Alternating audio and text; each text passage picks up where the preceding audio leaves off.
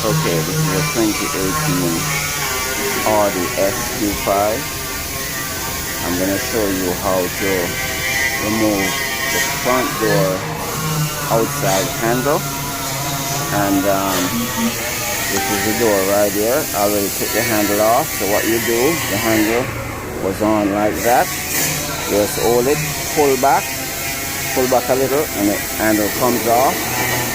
And then there's a screw inside here, a Torx. I think it's a teeth.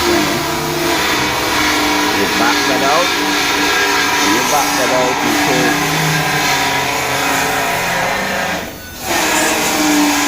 you take this out. And when that is out,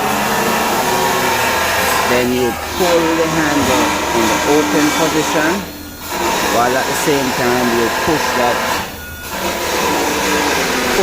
in. And what that does, if you can see in there, it goes in and locks the handle in the open position. After that, then you undo this module right here, and you also pull this one up.